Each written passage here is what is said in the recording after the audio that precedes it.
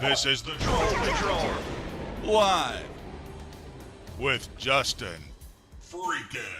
Welcome to the Troll Patrol Live. It's a freaking Monday. I don't know what you're talking about, Warlord. You call me bald all the time. I'm already bald. You're bald. So I don't know what you're referring to. Bald stream every night. Woo! Welcome in, Warlord, clinically. It's a freaking I think I already did that part. I don't know what you're talking about. What I have not seen anything that the popular vote is finished being counted. So you stop with that stuff, and also I don't know what you're talking about. Welcome to the Troll Patrol Live. It's a freaking I already did that part.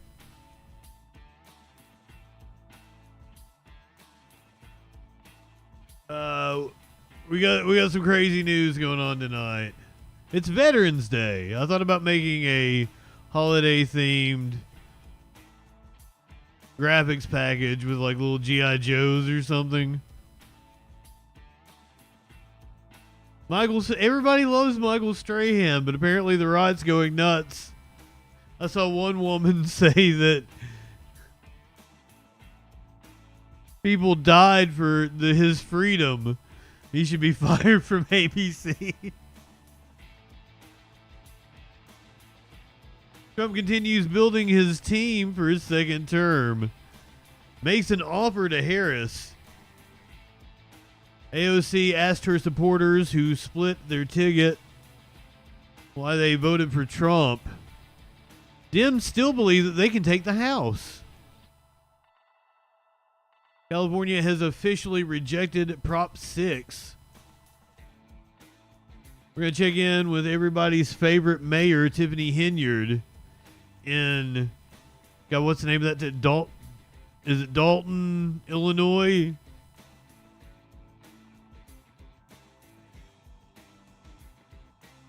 How many cases are going to end up being thrown out because of an Arizona homicide detective's malfeasance? A flight bound for Haiti was shot at. A crew member was injured. A tram in Amsterdam was vandalized, set on fire. Oh, it was just Spirit Airlines. Paris set to deploy police before a Paris matchup with Israel. M-Lord, good evening. A damn tram was set on fire. When is it not wild, M-Lord? The most absurd news, politics, and current events on the internet. That's the promise that I bring you. When I'm on, it's wild. I try. I try hard. I think most nights I deliver. Disgruntled veterans remembering everything that we fought for. I shouldn't say we. The meme says we. I am not a veteran. I can imagine him, Lord. Boeing, Lockheed Martin, Raytheon, General Dynamics, ExxonMobil. That's just to name a few. That's an abbreviated list, if you ask me. You can put a lot more logos up on that. I love that the dude's wearing a Tom Brady jersey. That makes the meme even better. Mad props to the dude that I grabbed this off of. Good thing InfoWars is closing down.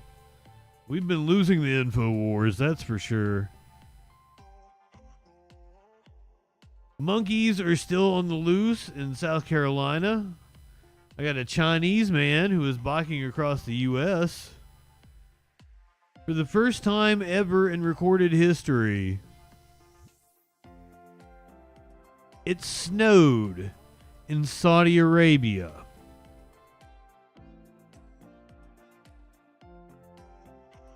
Let me repeat that again. It snowed in Saudi Arabia. We got some videos of it.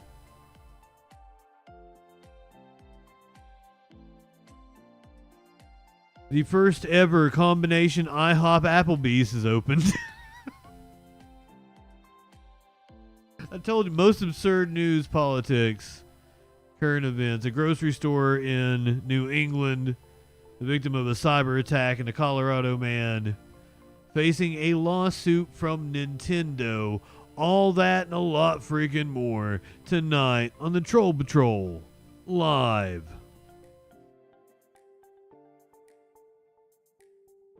Hell yeah, clinically, get that paper. Stock market go burr.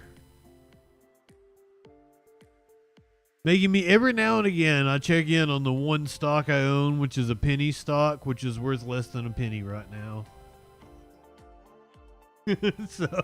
so, I keep checking in on it every now and again, though. It ain't worth shit.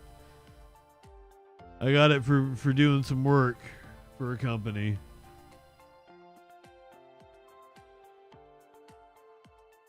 At one point in time, it was worth 10 grand when I got it. It is not worth anything anymore. I tried to cash it out when it was worth about 4 grand, and it's like impossible to cash out penny stocks. It's a scam.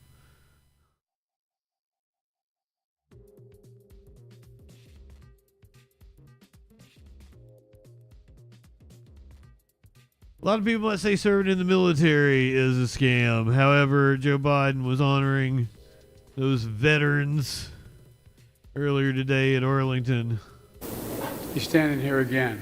Enjoy it. This is one of the last appearances of this man as president.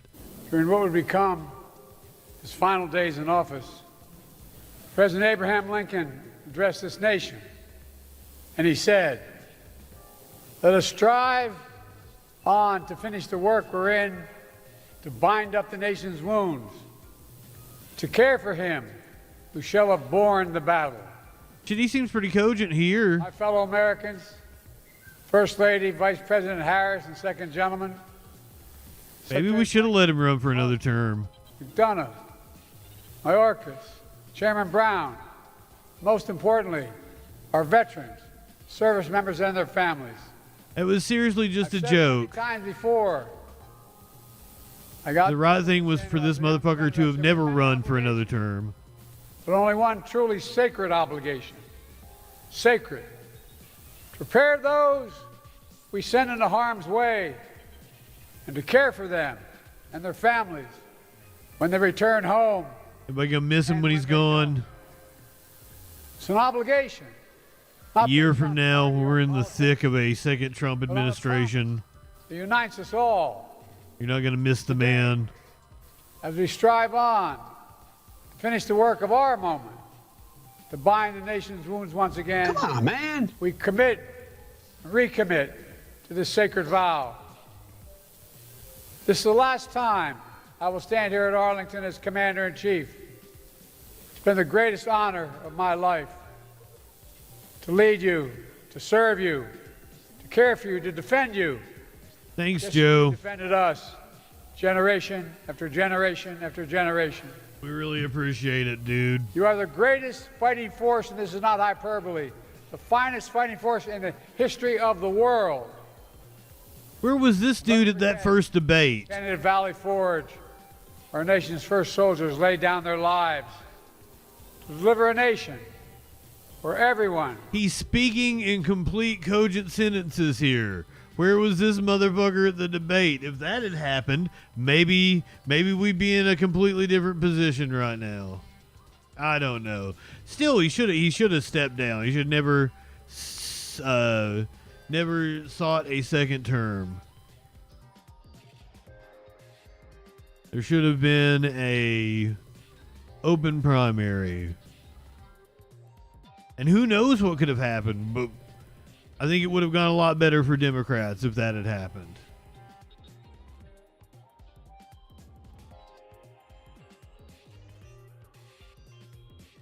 Fuzzy Simba, welcome in. Michael Strahan. Everybody loves Michael Strahan. I don't know why they're upset with him. Apparently at a Veterans Day event earlier today, pissing people off. My nose itches.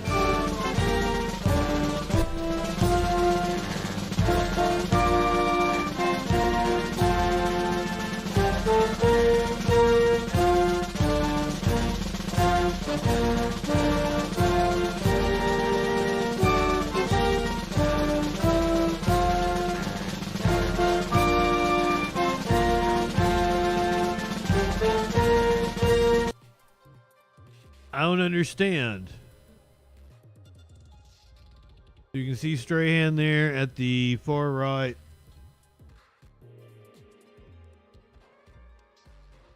The Fox Sports broadcast team. Maybe this was yesterday. I don't know if it was yesterday or today. Because it's the sporty ball. Who gives a shit? Is that not enough? Exactly, clinically. Now, I saw someone say that apparently he's a Jehovah's Witness. And don't they have like a problem with the flag or something?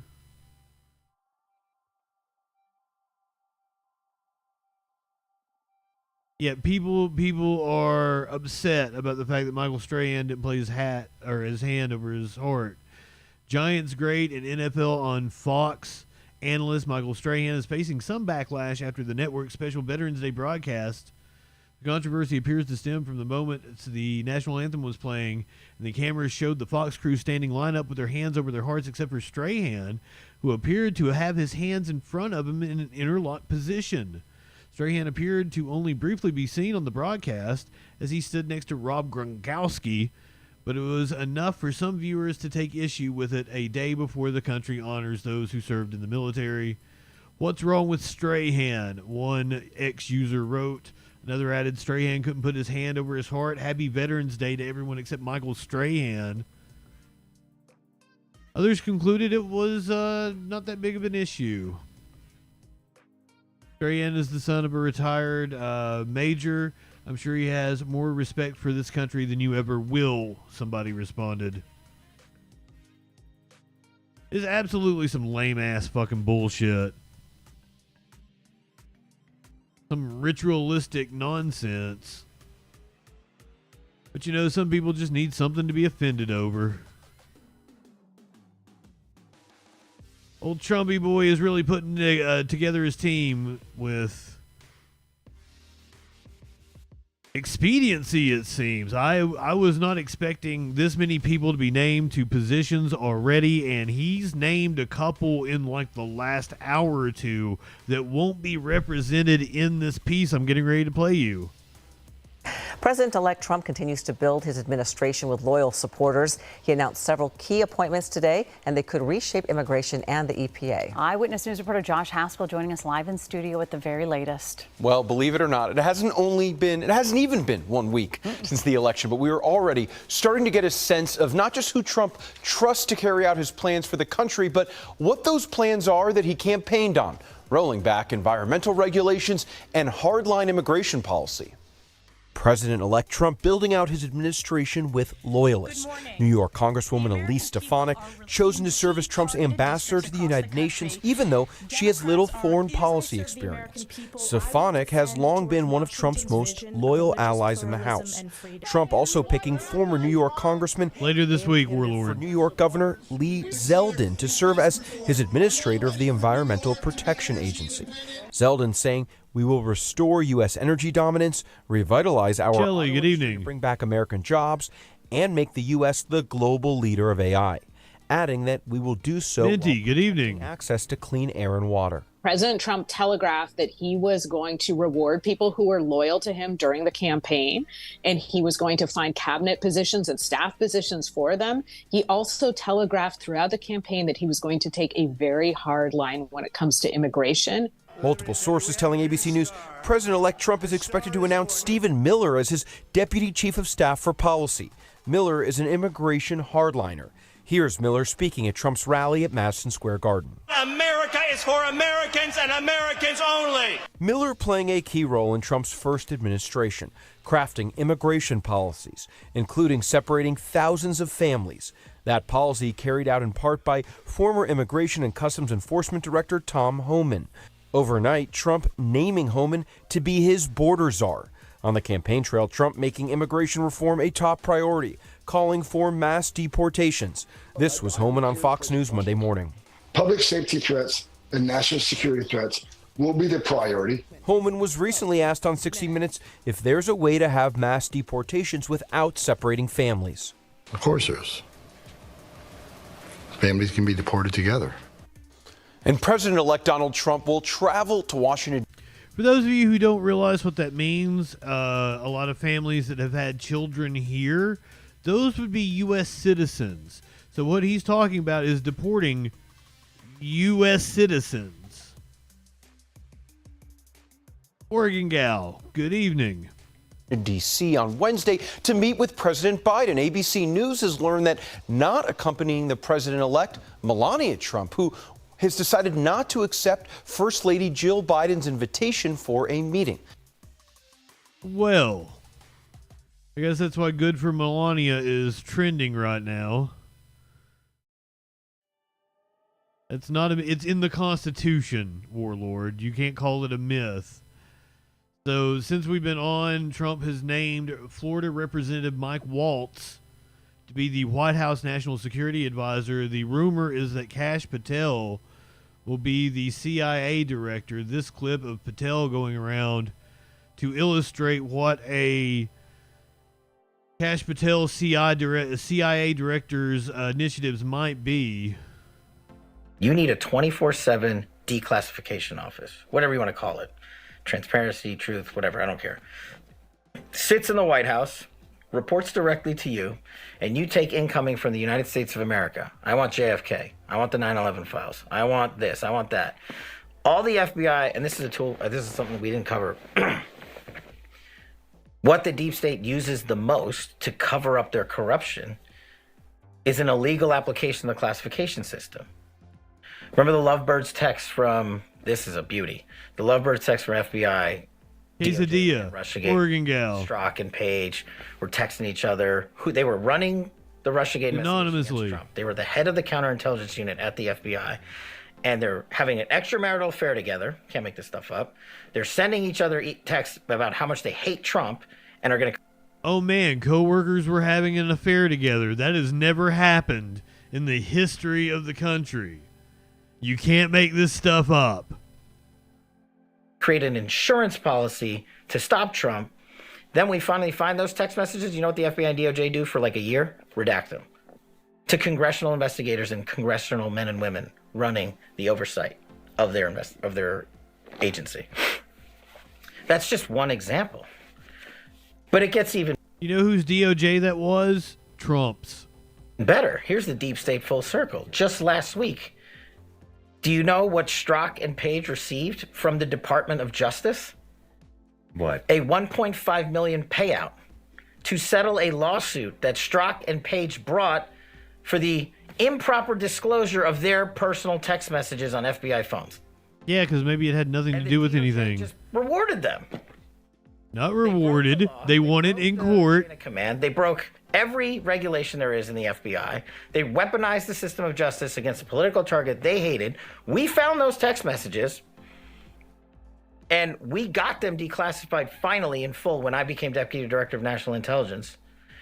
And the world has now seen them, and they can read them. And that's the best form of transparency. That's why I want this 24/7 declassification office. Don't have me regurgitate it to you. Read it. It'll never happen. Well, like all these people that are saying we're going to see the Epstein files. Yeah, fuck off. No, we're not. Why didn't he release them the first time? Why didn't he release the JFK files the first time? Come on, tell me what's at Roswell. Roswell. Munzer Balls, welcome in. They ain't going to do it. Trump apparently making an offer to the Harris campaign to pay their bills. Apparently, the Harris campaign spent $100 million on Katy Perry and Eminem and Bruce Springsteen. Oprah cost $1 million. President Kamala Harris raked in $1 billion in campaign donations, and now it's all gone, evaporated, and she's in debt. But the question is how? Well, her campaign reportedly shelled out $1 million to Oprah Winfrey's Harpo Productions, another $15 million for other event productions, and that included the star-studded Election Eve concerts across. Okay, wait a minute. So the story is a little different than the way I'd seen the headline. If they're paying for the production, that's different. That's not necessarily paying the stars that are there, rather the crew that is around them. I would hope that Lady Gaga, Katy Perry, and John Legend didn't get any money, but all the crew that would be required to have them perform absolutely would cost money. All seven That's a little swing different. that featured Katy Perry, Lady Gaga, John Legend, among others, in six figures to reportedly build the fake set for her interview on the Call Her Daddy podcast. A worthy investment. And it could have gone on for free. She could have gone on Joe Rogan for free. That's what Trump did. He got earned media. Why was it a fake set? Social media influencers, and one vendor used to recruit stars to the Harris campaign Avalon, good evening. was given over $3.9 million, and none of it paid off. The truth is, this is just an epic disaster. This is a $1 billion Public financing of campaigns. Promised all of us now that Harris would win. She even put videos out saying that Harris would win. I believed her. My donors believed her. And so they wrote massive checks. I feel like a lot of us were misled. Cheryl, I saw you in the hall and you said you did voluminous research on this one. Absolutely clinically. Full of this story right now. But yes, so besides the set, like that six-figure set that was built for the Call Her Daddy podcast or whatever, think the Katy Perry, the John Bon Jovi, the concerts, think of all. If they're saying six figures, it's probably like $100,000. They're saying six figures to make it sound more lavish. All the support staff, Carly and I talked about it this morning, that all goes into those concerts, the air travel, the jet travel, the aviation bill alone, and then the payrolls for her team, the taxes that they spent. And by the way, this is according to Ad Impact. This is what really blew me away. Okay, Harris spent more than $654 million on advertising. Wait a minute. You want the orgy not just to be on the Fox couch, but with the people that are on the show.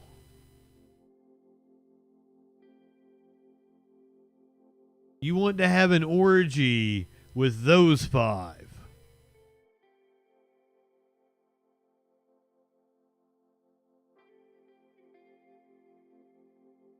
I mean, actually, now that I look at it, none of the five are really objectable, other than, their personalities. They're not bad-looking people. Even Harris Faulkner with the weird eye thing. Tadpole, good evening. Ah, Warlord, you know you want a finger in the butt. And I told you I wanted to see what you look like in those frames. I bet you're a sexy beast. Kinky chat. You live in sexual anarchy?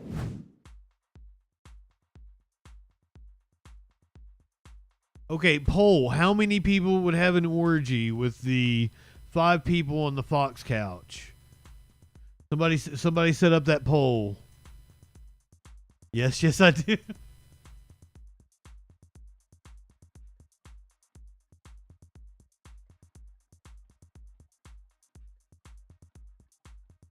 I'm gonna take a bit. Oregon Gal is out. What's the deal breaker for you? Oh my God, I'm horrible. No, you have to. It's all five.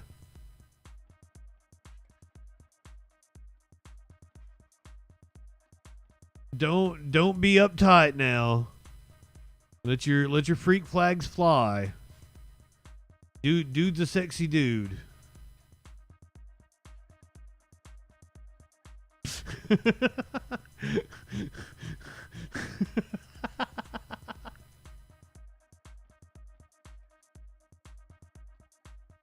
Oh my God. The poll is live.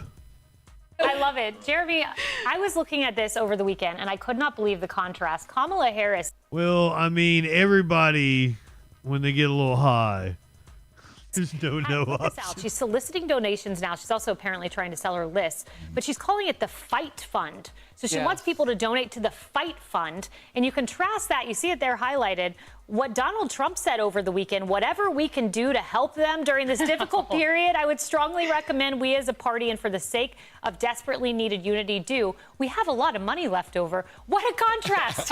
I thought that was Flash, welcome in. Chef's kiss. I mean, it really was. I mean, you know, it was, and honestly, a lot of these left-wing. 7 people in the chat. Now they get a close-up of him. 7 people in the chat. Groups seem to have this issue. I mean, even Black Lives Matter groups have been caught up a lot of misappropriation issues. Down in Georgia, where I'm from, Stacey Abrams and her campaign had some issues there, some of her nonprofits. And then here we have. You got some dick-sucking lips, though. $1 billion blown. He's got some nice eyes. And I think, as Cheryl was saying, I mean, these small dollar donors who don't Carol who gave something to the campaign, and you have Oprah, a billionaire, saying, you donate to the, chip in $5, $10, telling them to give the little that they had to the campaign, and Oprah's turning around making $1 million check off the campaign. I mean, that is Oprah didn't make $1 million, apparently. Realizing this was a farce. Like your favorite influencer, your favorite celebrity who came out in support of Kamala Harris, they were all getting paid off, right? I mean, this was not, they didn't do it out of the kindness of their heart. They didn't do it for free. So I was really curious to see, did any of That's not what the story said. Beyonce $10 million? Did she vote for Kamala Harris?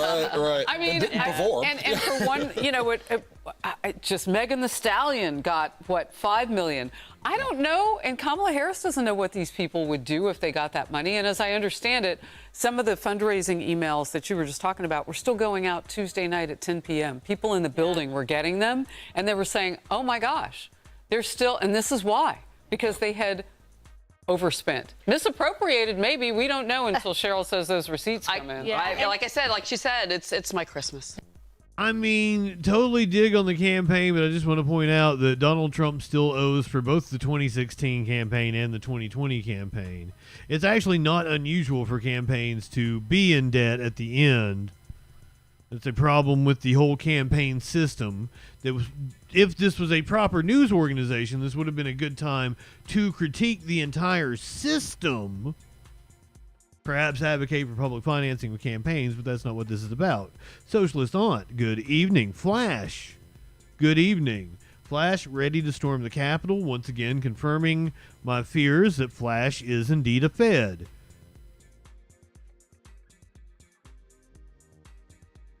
Former Ohio Speaker of the State House to seek a pardon. Oh, by the way, I've not mentioned what we're doing tonight on Live Music Monday. It's a surprise. You'll just have to wait and see. I feel like it was the only thing I could do following the election. The former Ohio House Speaker Larry Householder, their House Speaker was once named Householder, is likely to seek a pardon from Trump. I'm sure he's not the only one. Now at 5, convicted felon Larry Householder is making plans to get out. Householder is serving 20 years in federal prison for being the mastermind behind the biggest political corruption case in Ohio history. Tonight, 10 TV confirmed with his legal advisor that Householder wants to be pardoned by President-elect Donald Trump. 10 TV reporter Kevin Lander. Yeah, the chat's awful horny tonight, aren't they? Hey, Michael, what's going on? Is live in studio tonight with the legal strategy behind this latest legal move. Kevin? Well, Householder qualifies for pardon because he was convicted on a federal crime of racketeering. His legal team says it plans to ask President-elect no more than usual for a commutation or a pardon. A judge sentenced former Ohio Speaker Larry Householder last year to 240 months in prison for leading a racketeering conspiracy and receiving $61 million in bribes to pass and uphold a $1 billion nuclear plant bailout. Despite not serving the 5-year minimum prison term to qualify for a pardon, his legal team believes it has the right precedent in place to waive that and give Householder a get-out-of-prison card. I spoke with his attorney about the case, which is under appeal. He called Householder's prison sentence excessive, and he says the judge was biased. Speaker Householder has always maintained his innocence.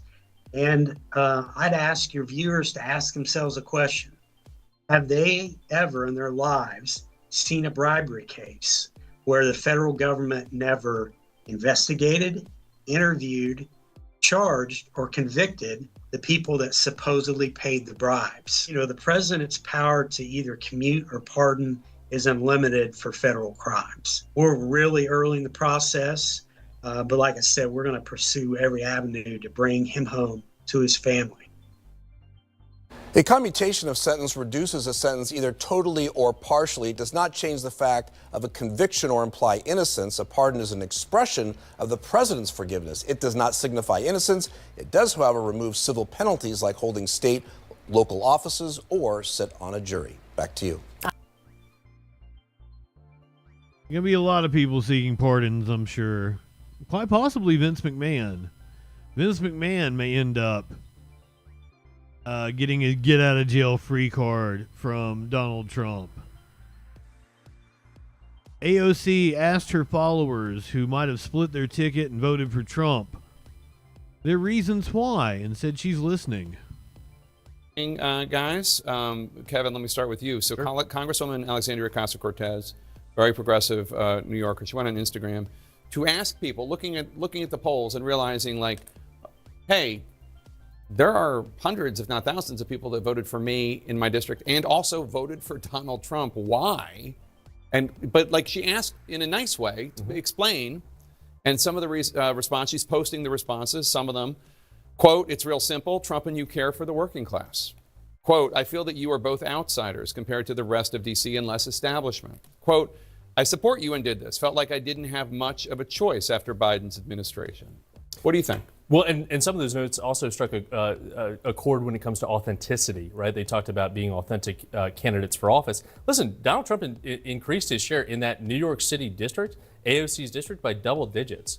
So you're seeing, and I think you're going to see a lot more of this analysis go on, especially in the states where you saw a high level of ticket splitting, whether it be Democratic senators holding their own in Wisconsin, electing obviously a Democratic governor in North Carolina, while losing the state to Donald Trump. You're going to see these Democrats, I think, now. Oh, I forgot to put it on the list, but Jackie Rosen has won in Nevada. So that is one Senate seat the Democrats didn't lose. Reassess what messaging, kind of broke through and what Donald Trump was able to capture. The energy on the ground. The ticket splitting so interesting, I think. Yeah, I thought it was interesting. I talked to Jamal Bowman the other day, outgoing member, also up there in the Bronx, and he said the same thing. He said, a lot of people who went for Donald Trump actually voted for me in the primary. Isn't that interesting that the campaign didn't use me on T-minus.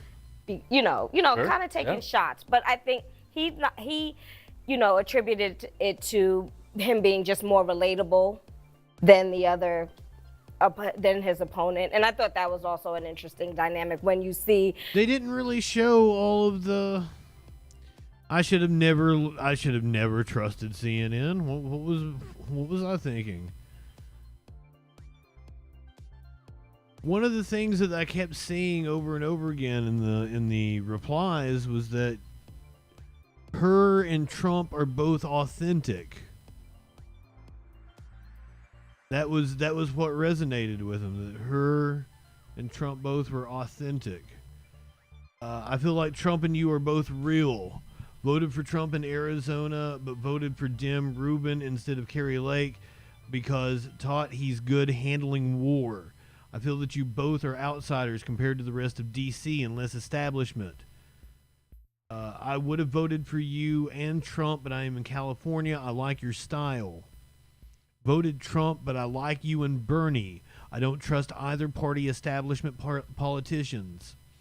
I know people that did this, and it was because of Gaza. Voted for Trump and you, not Genocide Harris. Dems need Bernie. But also, you signified change. Trump signified change.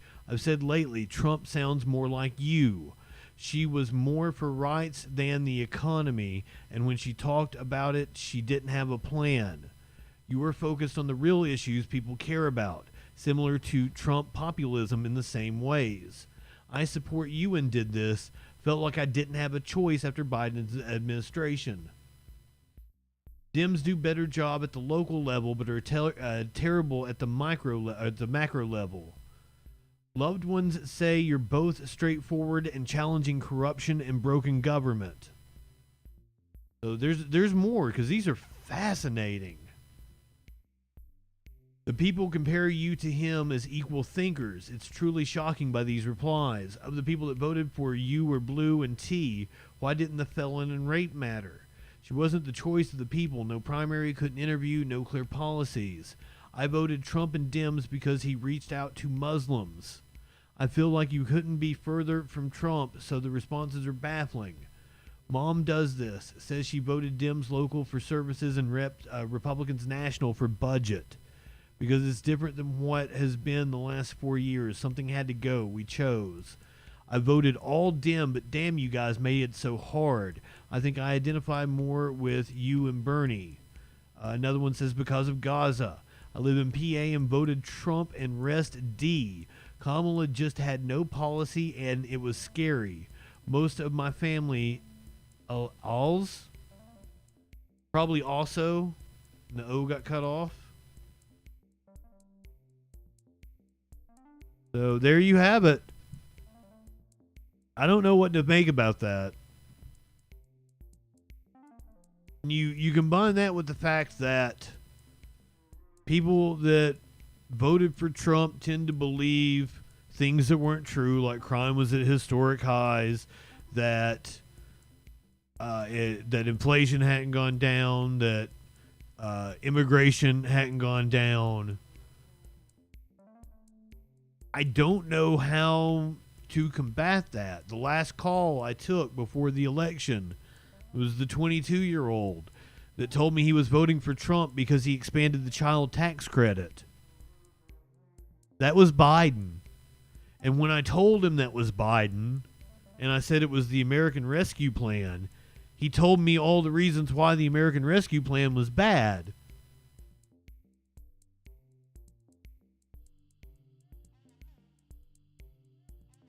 Okay, white guy, here's the problem, is Trump took office in 2017.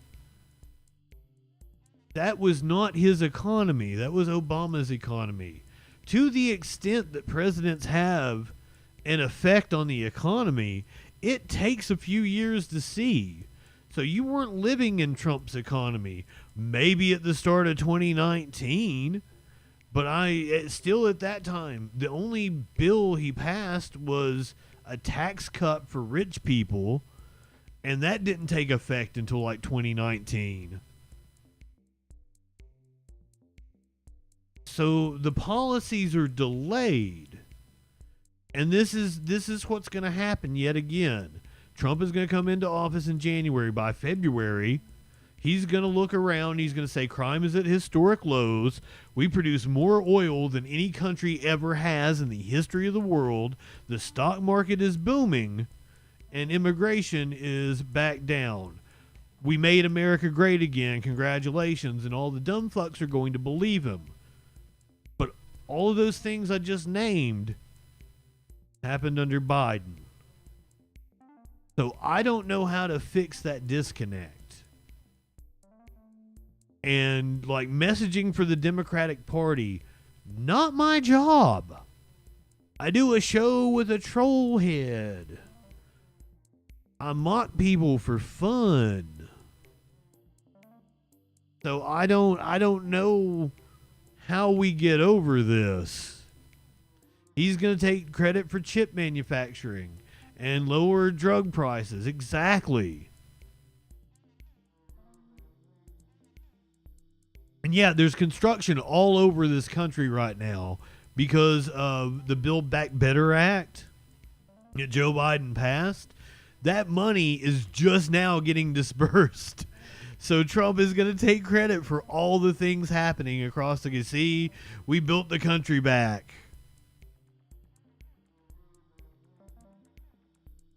Life is too short to walk this earth for a crusty asshole. Wash your ass. And I don't like a lot of people, a lot of the electorate just doesn't know how things work. And one of the fascinating things to me was a lot of people blamed Biden for Roe v. Wade because it was repealed under Biden.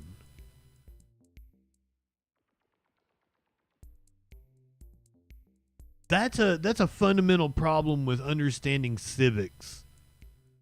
I can't combat that on a YouTube channel, and nor should it be my responsibility, nor should it be anybody's responsibility. I keep seeing a Joe Rogan of the left fucking bullshit.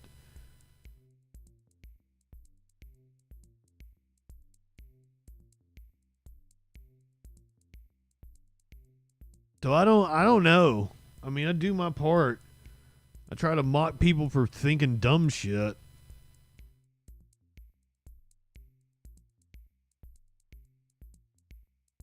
People that are probably thinking dumb shit right now are Democrats because they think they can still maintain control of the House or take back control of the House.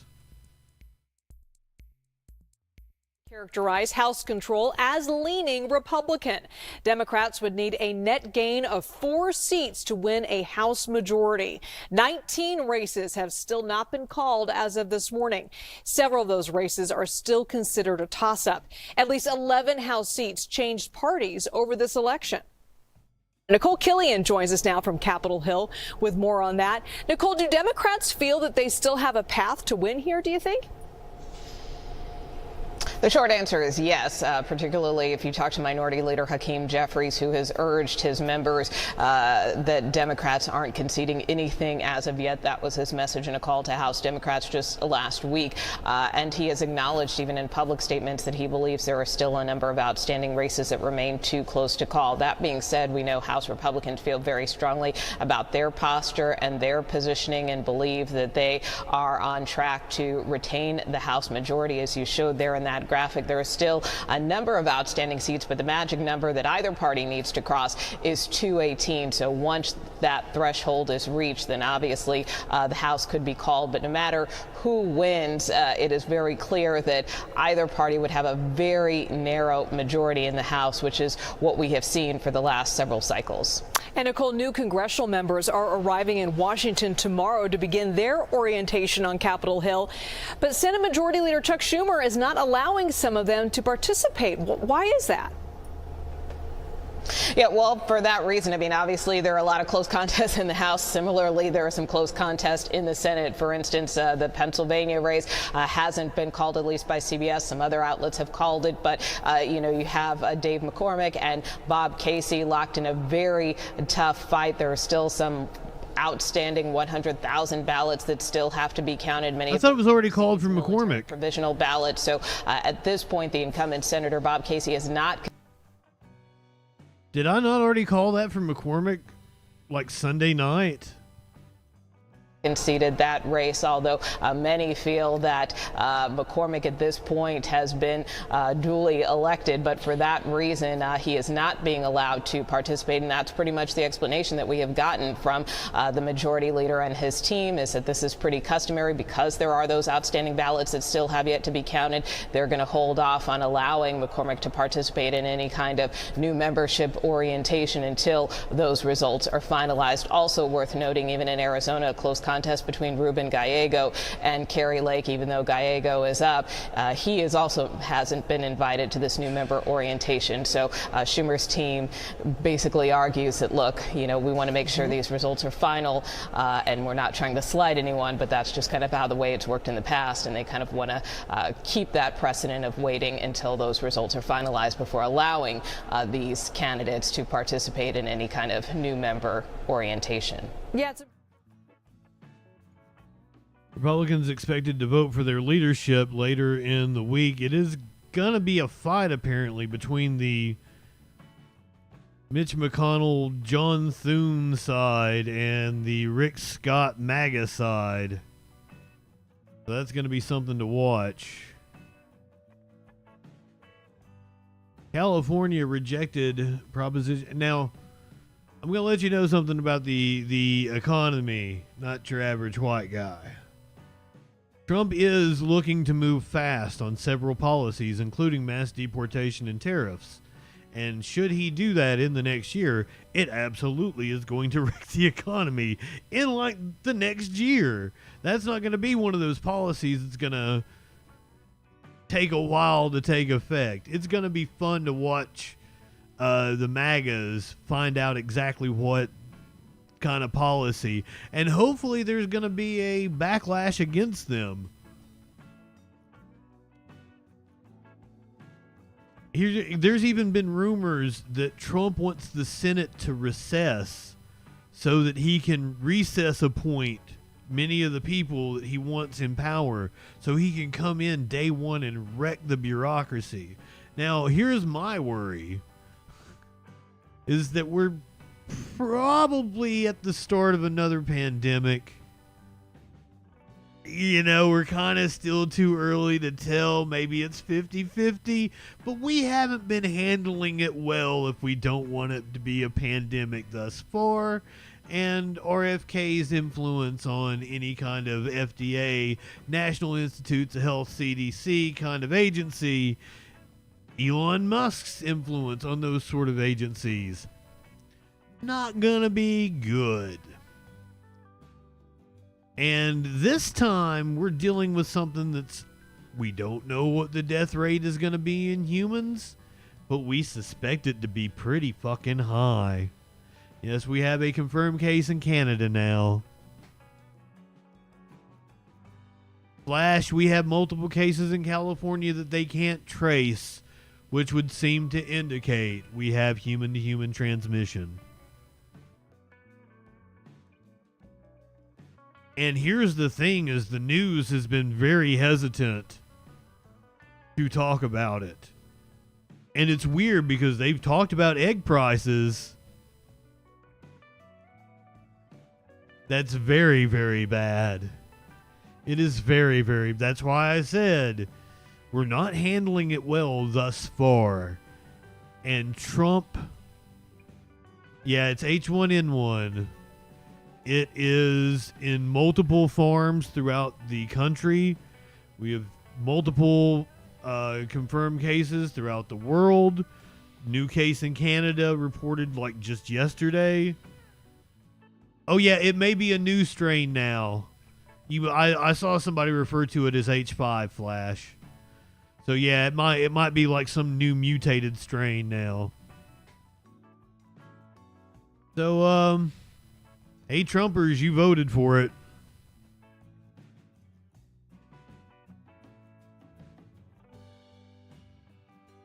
California officially rejecting Proposition 6. What is Proposition 6, you might ask?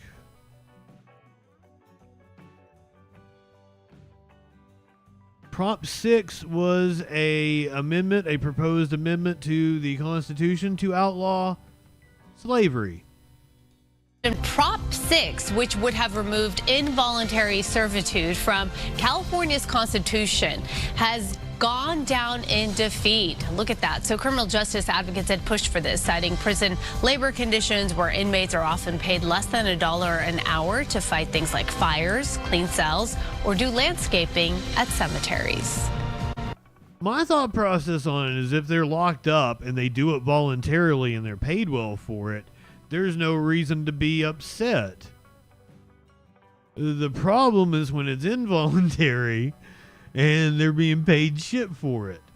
And then they can't even use their training as a firefighter once they're released on the other side.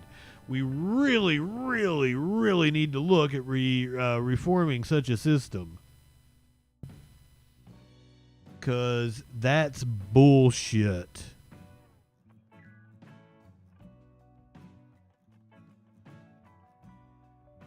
Who's everyone's favorite mayor? Does my chat have a favorite mayor? Because I do. Her name is Tiffany Henyard. and she is the mayor of Dalton, Illinois. More drama in Dalton tonight. The state agency, Mayor Quimby, local law enforcement in Illinois, says Mayor Tiffany Henyard's handpicked fuck you, chief is fuck you, tadpole. legally I love you. qualified to run the department or even serve as an officer. Fox 32 obtained a letter sent by the Illinois Law Enforcement Training and Standards Board to Dalton Mayor Tiffany Henyard on Friday regarding her appointment. Look at that drip.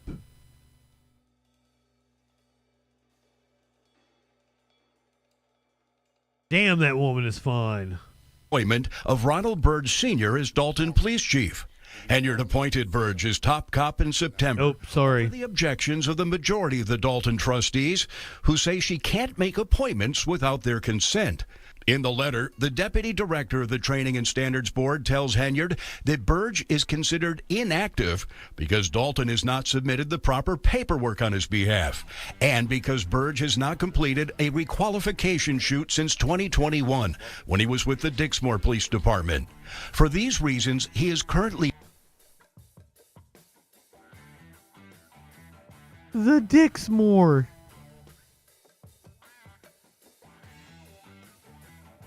The Dixmoor Police Department. I'm doing the Stefan. The Dixmoor.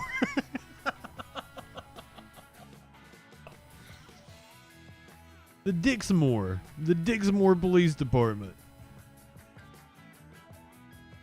It's not profanity if I'm saying the name of a place. The Dixmoor Police Department.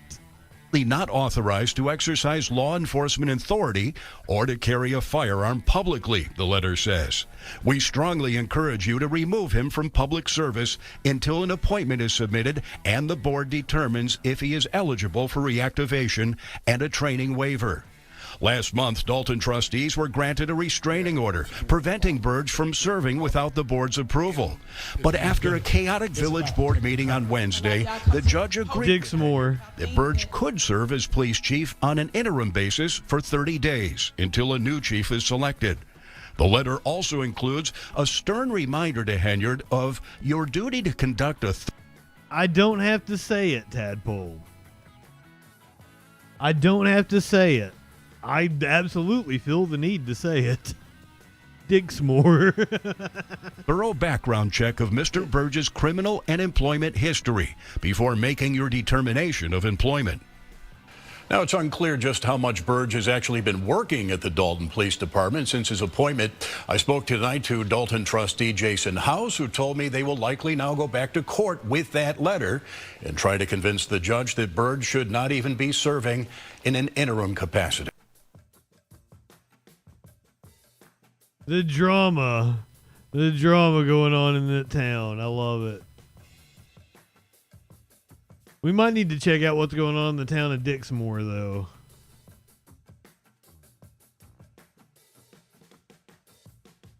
Dixmoor.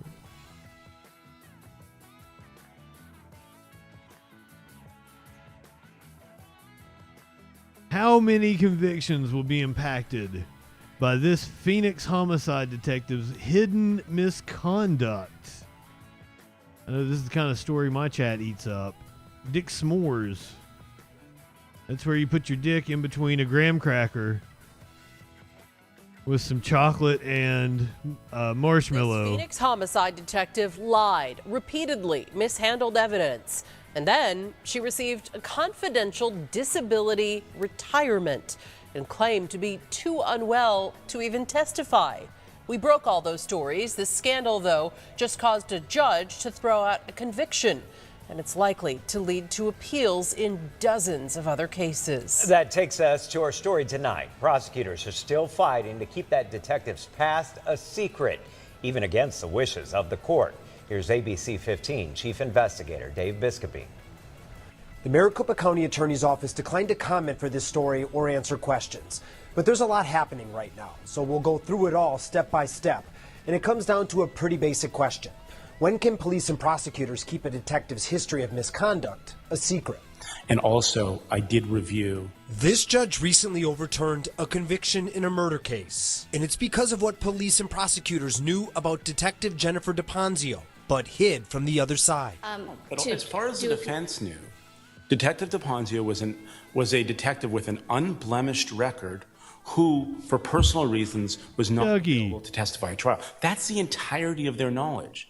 That doesn't come close to scratching the surface of what the reality was. So what was the reality? Well, we've reported on it for more than a year. Tonight, a major new chapter in an ongoing ABC 15 investigation. By now, you've probably seen at least one of our reports about this Phoenix homicide detective. Her name is Jennifer DePonzio. She has a history of mishandling evidence that's currently impacting 37 court cases and Flash wants her to mishandle his junk.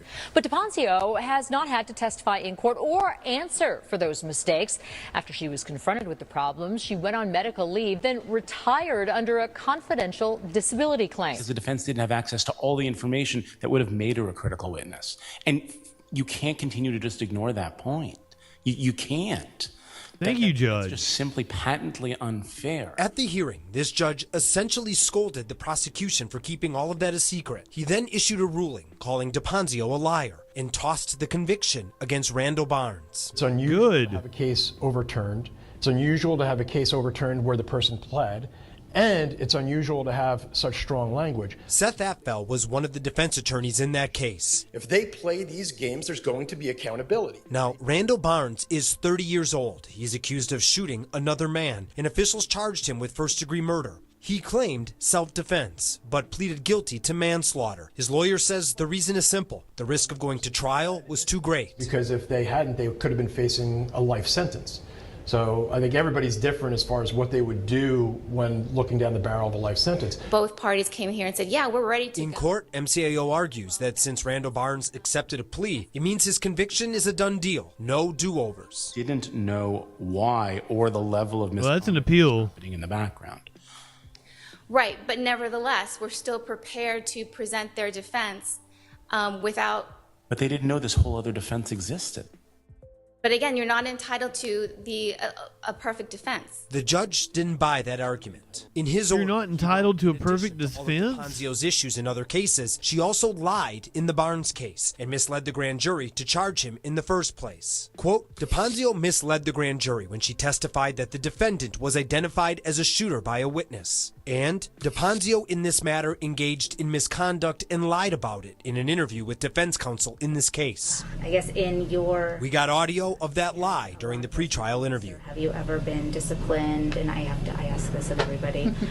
Coachings, write-ups, let's just sit down and talk, suspensions, anything like that? No suspensions.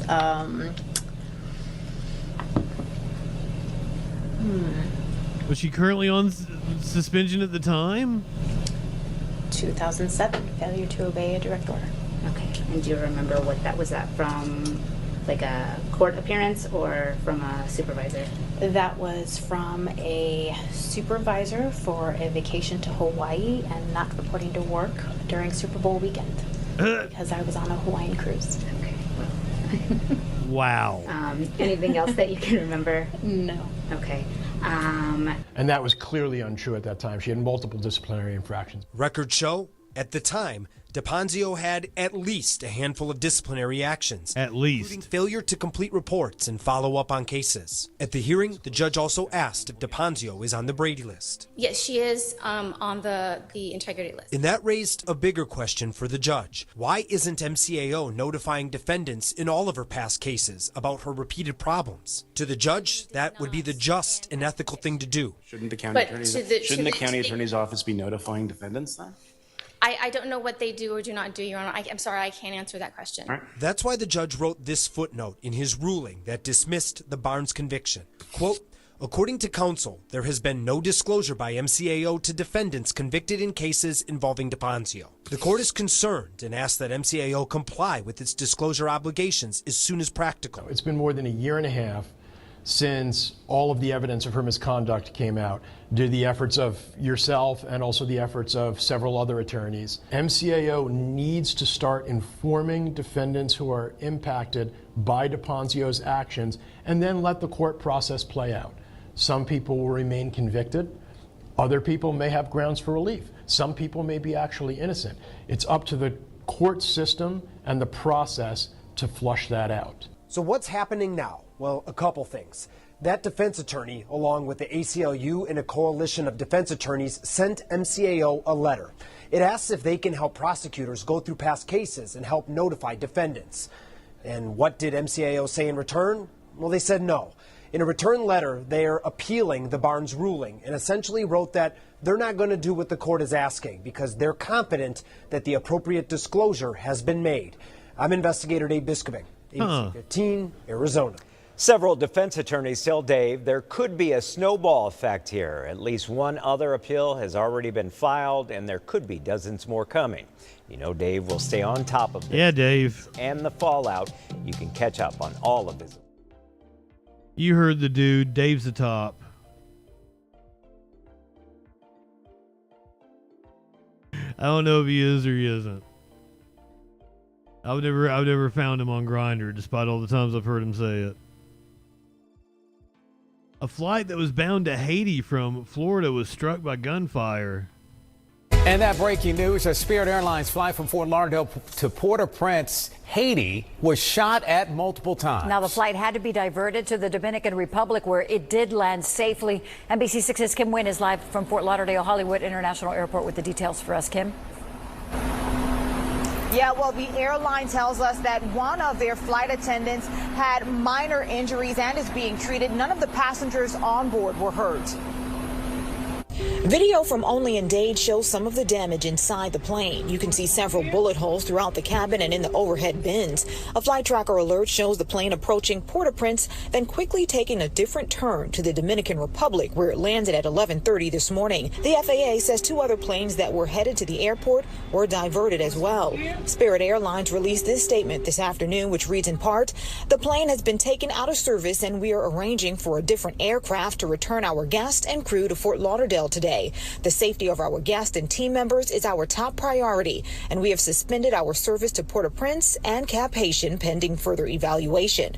For the past year, gang violence and political unrest has taken over many parts of the country. Over the weekend, a new prime minister was appointed and sworn in today. The U.S. Embassy in Haiti also released a statement that it's aware of gang-led efforts to block travel to and from Port-au-Prince and urges the public not to travel to Haiti. We spoke with one pilot who flew in and out of Haiti for years. I think the pilots did the right decision by diverting to Dominican Republic. I would do the same thing if this ever happened to me in a situation like this. And tonight, other airlines are reacting to the news as well. Today, American Airlines and JetBlue suspended flights to Haiti until Thursday. For now, we're reporting live in Fort Lauderdale. I'm amazed they had flights to Haiti, to be honest with you.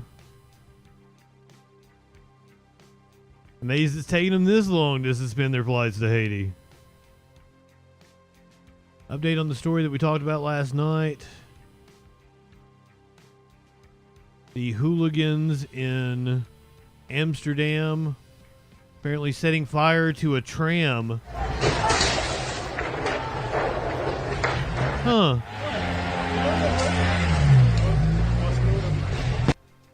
Apparently whatever news station this is, I can't play it for you on stream. And it's totally not in English. Hold on, Warlord posted it in the chat. Apparently the Republicans have officially taken control of the House.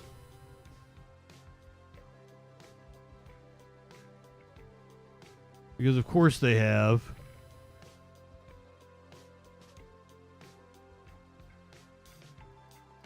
Riots erupted in Amsterdam after an 80-year-old woman protesting against the genocide in Palestine was assaulted. Public outrage over the incident has fueled the riots. There you saw the tram fire. Deze man is een bark, schkin.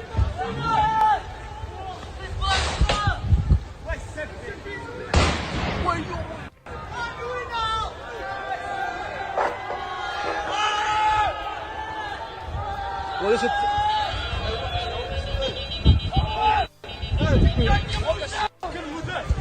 Just kind of find it wild that the Amsterdam police let hooligans come into their country and assault their people. This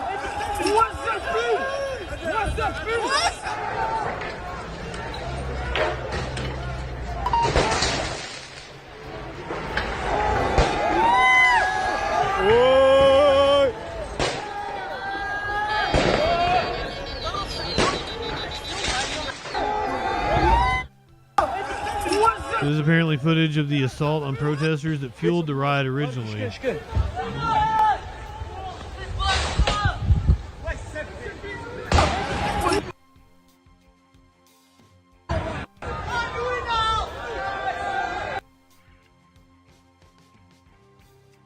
Somehow I'm not getting the right one here. It's not letting me hit it.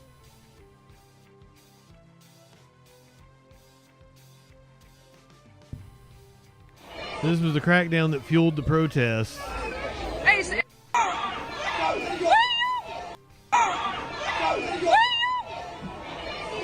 When isn't Twitter broken? Doing weird ass shit. Er komt een ambulance aan. De vrouw is bij kennis, maar... Ja, wat hoor.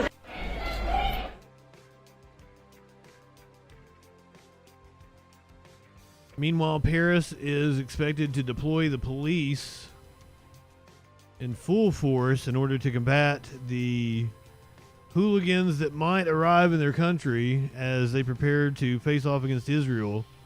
4,000 police after visiting Israeli football fans were attacked last week in Amsterdam. Wow. So France 24, definitely a Zionist supporting. We've seen France 24 do a good job. What the hell?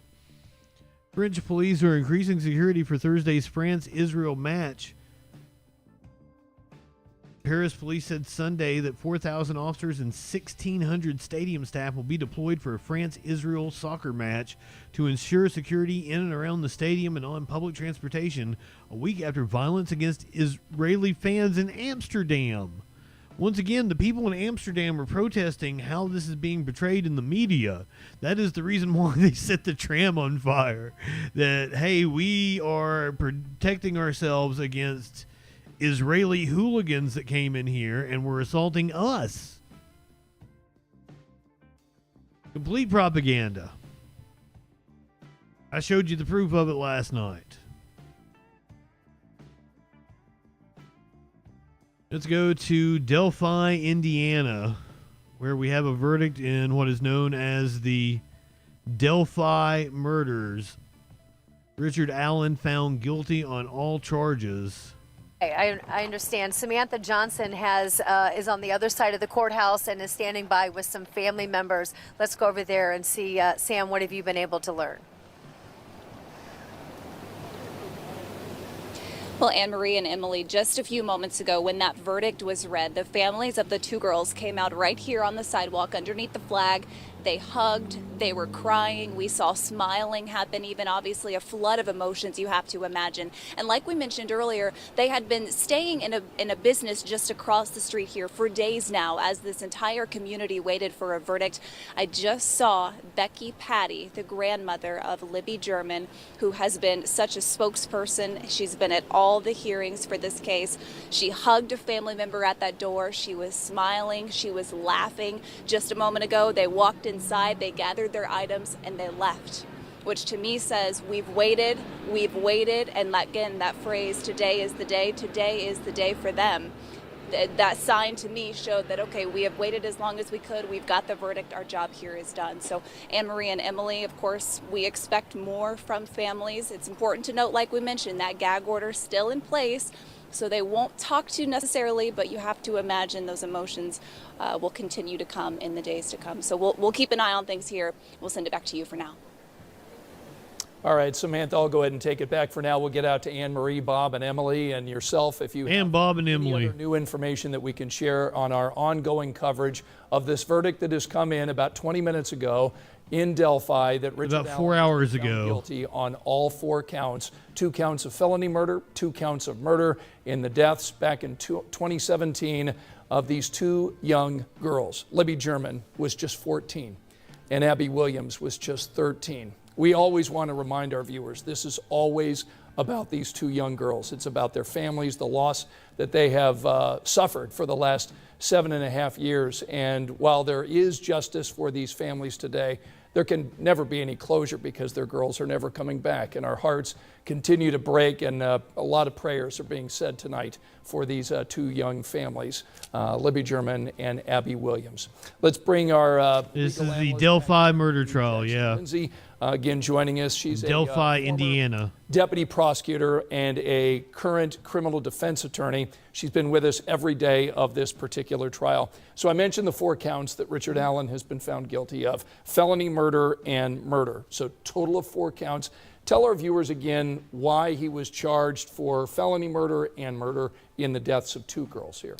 Well, there's a felony murder count per young lady, as well as a knowing and intentional murder count per young lady. So that's why there's 4, despite there only being 2 victims. And so the difference between the two is there's knowing and intentional murder. And knowing and intentional murder is just that. Their theory under those charges is that Richard Allen knowingly and intentionally killed these girls without any not having to find any particular reason. Indiana's not a state where they have to prove motive. They just have to prove that it was knowing and intentional. On the other hand, felony murder is where the state's theory is that a person committed some other felony, and during the course of committing that felony, the girls died. So in this case, the state's theory was that even if the jury believed that Richard Allen was only responsible for kidnapping the girls, and the jury believed that that kidnapping resulted in their death, then that's enough to find him guilty of felony murder. So they agreed with each of those theories. They agreed that it was knowing and intentional, and they also agreed with the state that as a result of that kidnapping, Richard Allen was responsible for that kidnapping, and as a result of that kidnapping, each of those girls died. We heard our crew there in Carroll County tell us that the sentencing date for Richard Allen will take place in 1 month, on December 20th. And we want to kind of get your feeling on whether or not the sentencing will be served consecutively or served concurrently. What is your expectation, and what are the ranges in terms of the sentencing? So it gets a little bit complicated, but just as a basic understanding, each of the 4 counts carries a penalty range of 45 to 65 years. Okay, so that's just understanding the range for each. There's not a difference in the penalty range for murder versus felony murder. And then again, there's 1 set of charges for Abby, and there's 1 set of charges for Libby. So in determining whether to run those counts concurrently or consecutively, the judge has to consider a number of things, a number of factors related to the facts. I think in terms of just the 2 sets of charges in general, I think we can expect consecutive sentences. If you think about it just purely this is irrelevant. They spoke to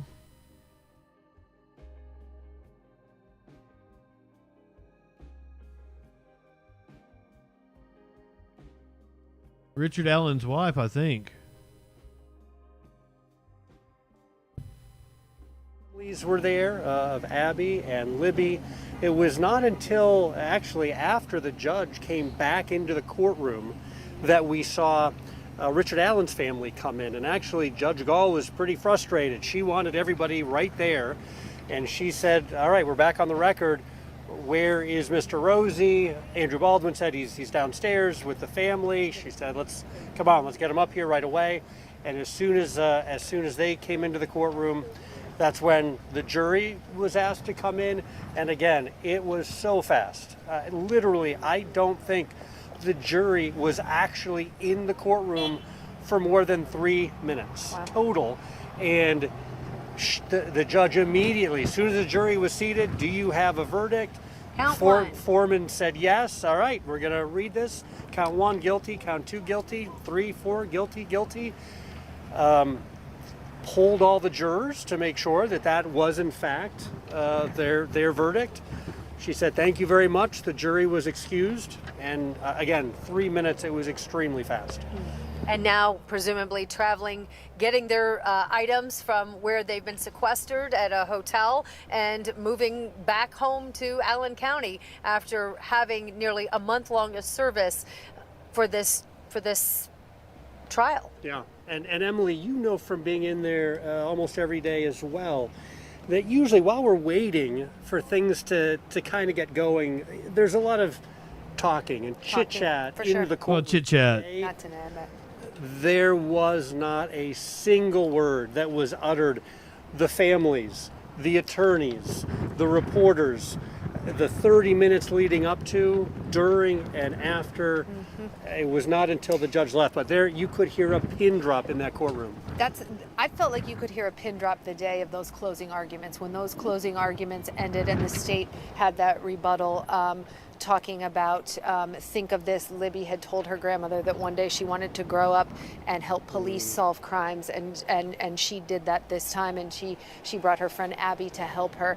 And I remember that afternoon, it was very, very silent. Usually people would leave the courtroom kind of talking, and no one had anything to say that day either. So I thought that was a day as well. But obviously today, I can see where no one would.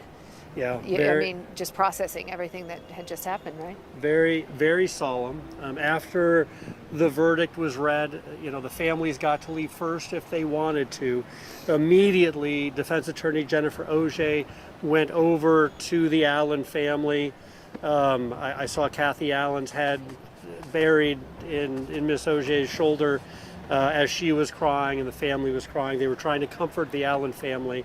And on the other side of the aisle, on the other side of the courtroom, obviously much different emotions. It was a moment, I think, perhaps one of the first moments of celebration that you could see relief and celebration on the faces of Abby and Libby's family. And don't get me wrong here. I mean, it has been hard for these families to find anything to celebrate after. I wanted to hear from Richard Allen's wife. That's what I wanted. Apparently she said this isn't over at all, but did not speak with the news crew. That's the whole reason I chose that story. Fuck you guys. Leaving me hanging on the juicy part. Oh man finds himself in a lawsuit with Nintendo on the other end. The highly litigious Nintendo. A man from Colorado has found himself in the legal crosshairs of a major video game company. Nintendo is suing him for potentially millions of dollars. Yeah, that company is accusing the man of streaming games that hadn't been released yet. Jeremy Hahola with our 9 News Investigates team pulled the case from court. Now as a breakdown of what it means and why the video game world is buzzing with the news. His name is Jesse Keegan, a 38-year-old Castle Rock man known as Every Game Guru. Just this month. Oh, wait a minute. Was that where they sent out those invites for like some unnamed demo? And then somebody ended up violating their NDA? The Nintendo filed this copyright lawsuit in Colorado federal court against Keegan, accusing him of streaming at least 10 of Nintendo's leaked games before publication and more than 50 times. For each violation, Nintendo is demanding $150,000, which could mean a cost of more than $7 million. Clearly, the defendant is getting some things that are on the dark web. Do you think Nintendo does have some sort of effective claim here? I think this reminds me a lot of Napster and when the music industry went after kids in college dorms. We spoke to Dr. Chris Jennings, a professor at Metro State University. Be a backlash against you, Nintendo. Copyright issues to media students. He points out video game companies like Nintendo don't mind streaming of current games, but that unreleased games are huge violations. Basically stealing the thunder, stealing the marketing, stealing the anticipation that a lot of fans of these games like and what they kind of bank Except on. Not at all like Napster, yeah. Of money OMG, welcome in. With excitement. And they're claiming that some of that ability to make money off of those can be lost. According to the lawsuit, Nintendo warned Keegan multiple times, but that he wrote back saying, I have 1,000 burner channels, and we can do this all day. I'm not sure that helps the defense. I was hoping he was going to say suck my balls or something, so I'm glad it was something along those lines. He's kicking authority in the balls. And out very much because that kind of puts the intent squarely there. We found Keegan streaming online last week, and I reached out to him in the chat room. Oh, okay, 9 News, yeah. Yeah. Okay, I see that. I asked if he knew about the lawsuit. At the time, it was news to him. No, I haven't been served. Eventually, he texted, "I still haven't been served with the lawsuit, so I don't think it's smart to do any interviews." He added he plans to file bankruptcy and or let them get a default judgment to avoid setting precedent for emulation streaming. Now, in a statement, a spokesperson for Nintendo wrote that consult an attorney.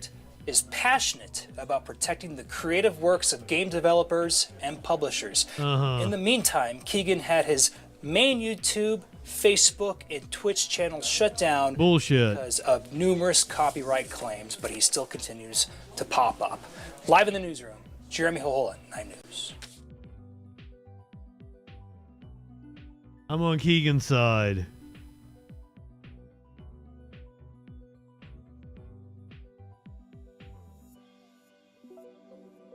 I don't know why I even put this on the list.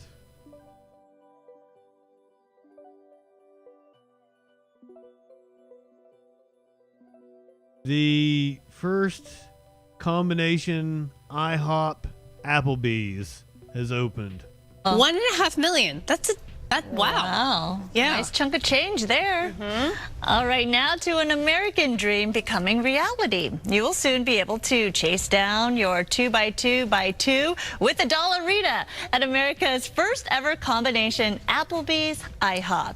So this dual dining experience will feature a shared kitchen and a combined menu so customers can, quote, enjoy the best of both brands at any time of the day. The CEO of Dine Brand says the first U.S. location will open in Texas this winter, with 15 more on the way. They're eyeing existing IHOPs that have the space to add the Applebee's concept.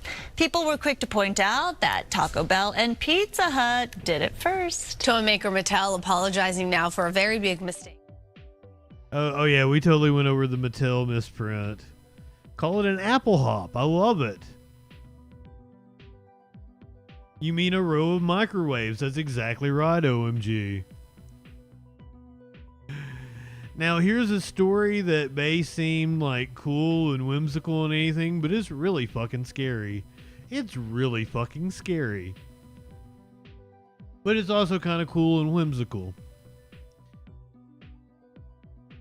For the first time ever, it snowed in Saudi Arabia. Parts of the kingdom turned into a winter wonderland this past weekend.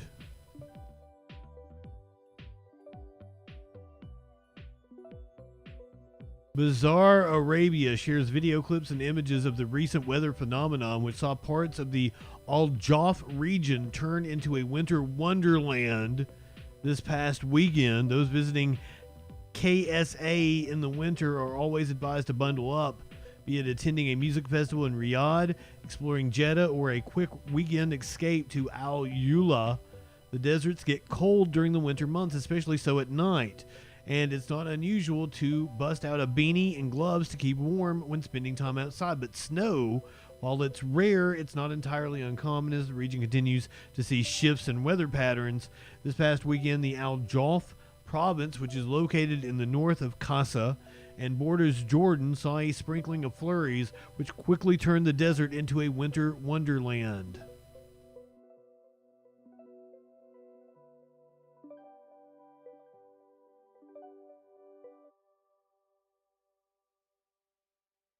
Snowing in the desert.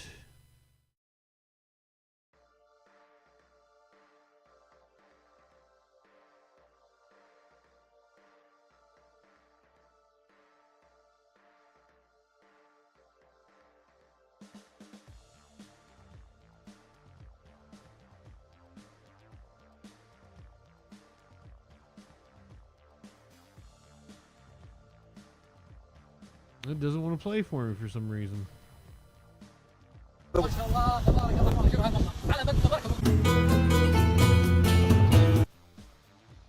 my God.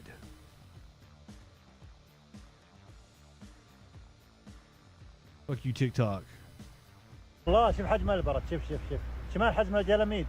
Hailstorms in Saudi Arabia.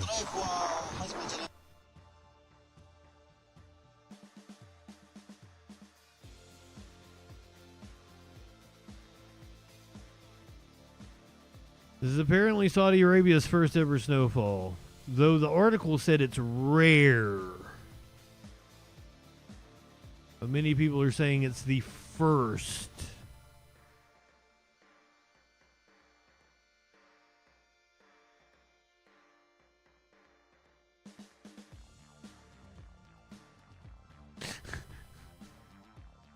It appears the snow in Saudi occurred just in the Al Jaf region, while an old video has been circulating online showing what appears to be Mecca being hit with blizzard-like conditions. Many netizens were quick to point out it was fake. It was just a light sprinkling, yeah. It wasn't a lot of snow, but still. Really kind of weird. It was less than a year after the Tubuk region received a dusting of its own flurries. The region experienced a significant drop in temperatures back in February, though. Tubuk sees snowfall often and is a popular destination for tourists in the GCC region to enjoy lower temperatures. The region is situated at heights of 2,600 meters above sea level.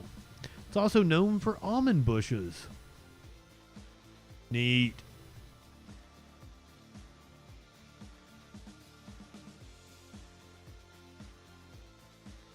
This Chinese man is, for some reason, biking across the United States.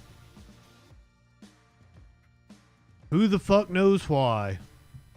And does anybody want to put bets on whether he actually makes it across the United States alive? On the wide open roads of America, an experiment in humanity for Yi Fei Shu.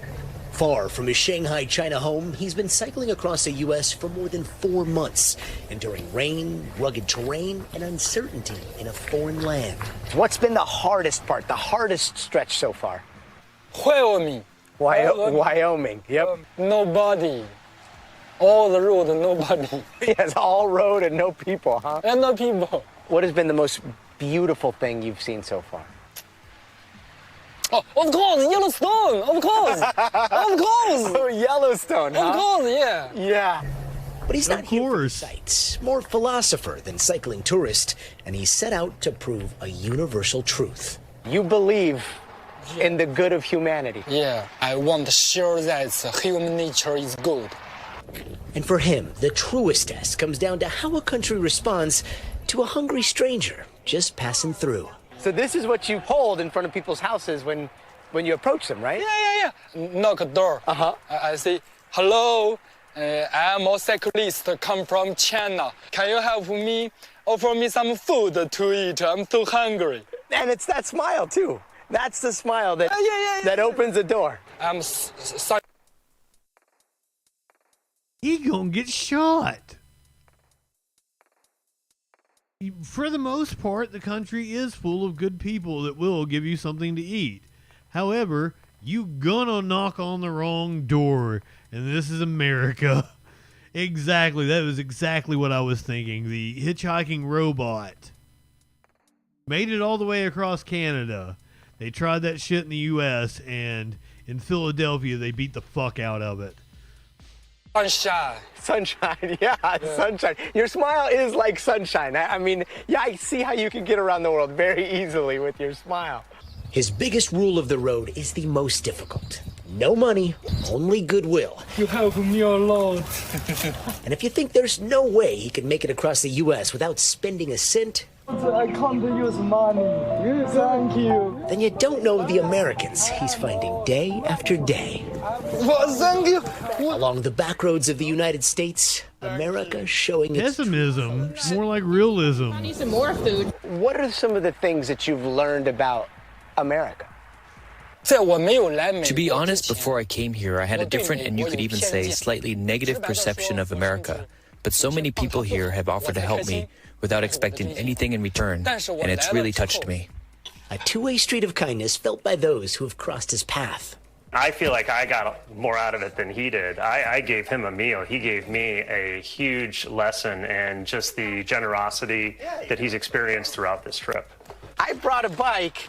Is it okay if I ride with you for a little bit? Of course. All right. He caught up with Yifei along his journey to try to understand what inspires him. Hemingway. Ernest Hemingway inspired. You're saying it like it's just one kid, Lord. Like how many stories in the almost 5 years I've been doing this show have we done of kids who have knocked on the wrong door and gotten shot? Some of this. Yeah. When I'm young, I read Old Man and the Sea. Old Man and the Sea. Oh, Yeah. wait, that was one of your inspirations for this. Yeah, and the spirit strong man. Hemingway is spirit strong man. Me, I want to become spirit strong man. Was he an alcoholic? So far, that spirit has propelled him across Russia, England, and France. And at the end of this journey, Yifei hopes to bike around Australia and Japan and eventually around the world, proving that kindness I hope he makes has no bounds. But on this day, under the blue sky, this is freedom. This is freedom. Yeah. A feeling cherished on a journey fueled by generosity from sea to shining sea. Thanks for watching. Stay up. Shut up, Lester. News and top stories on the.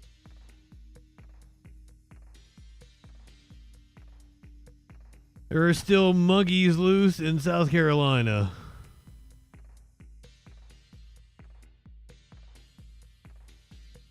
And we're still rooting them on. Week, 25 runaway monkeys have been captured after escaping from a research facility in South Carolina. Veterinarians say the recovered monkeys are in good health, but 43 of them total escaped last Wednesday when an employee failed to fully secure a door. That means 18 are still on the loose. To give you an idea of where this happened, the lab is in Yemassee. That's in the southern part of the state, about 60 miles west of Charleston. CBS News national correspondent Dave Malkoff is in Atlanta with more on the efforts to capture the rest of the monkeys. Dave, this is just a wild story. And I want to ask you, because I know that officials said there's no risk to people, but don't interact with them and close your doors and windows. I mean, those seem like two sort of conflicting ideas to me. Do they pose a risk to people who live in the area? Monkey will bite your face off. They do not, because these are adolescent females who have not been involved in any kind of testing whatsoever. They haven't received vaccines or any kind of diseases, anything like that. They are way too young for that, Lindsay. But just as you were doing that intro, just as you were reading that 25 were captured, I just got a text message just seconds ago. And we now know that 2 more have been captured. So now we are up to 27 of the 43 that were on the loose for a while. I'm just reading this right now. He said they'll know more after 5 p.m. because their efforts are continuing. And the efforts out there, Lindsay, are to put out these traps, very humane traps that have a fruit trail leading up to it. And as they get in that trap, the door just gently closes. And they are curious, they are hungry, they want everything from apples to bananas to peanut butter and jelly sandwiches. To catch a monkey. Who doesn't want a peanut butter and jelly sandwich? You mentioned what authorities are doing there. I mean, have they given you any clue as to how long this could take? It depends on how much fun these monkeys are having just over the fence. Now, we were at the fence line. He was a good monkey, gave your smokes back. Where we saw all of these monkeys who were just kind of hanging out there in the trees, and they're watching us as much as we are looking out for them. What happened on Wednesday is they had a caretaker who was trained. Calica's talking about some monkey fucking opened a door to in the chat, cleaning the inside of the enclosure with a spray cleaner with a pressure sprayer. And she didn't necessarily lock the gate. She closed the gate, but she locked the gate. One of them got out, and then we're learning that the term monkey see, monkey do is based in reality. After one got out, just one after the other, 43 of them went out of this locked enclosure, and the enclosure is maybe like 100 feet or so. I mean, it's not a monkey-specific thing. Cats would do the same thing. And then they went over the fence into the trees, and you can see them, you can hear them, and they're just over that fence. So they're just not hanging close out to anybody's property. There's a woodsy area, just like these trees behind me, and they're kind of like up in the trees, and but they're getting hungry. They don't have fruit up there for them, so the fruit is on the ground and it's near the traps. When you said monkey see, monkey. Don't they have gang violence to report on? Like, what the hell? What? I mean, It's just another day of mass shooting USA.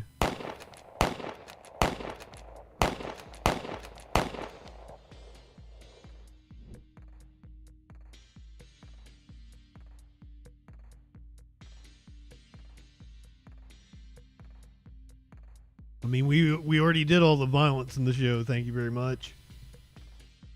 If you're watching on Twitch, stay with us. We're doing Live Music Monday. If you're watching on YouTube, we're partaking upon the podcast. We're going to go ahead and say bye to you. Go ahead, light one up, tip one back. It's all right to have a little fun before you hit the sack. I'm JustinFREAKIN. We'll see you tomorrow night on the Troll Patrol, live. YouTube peeps.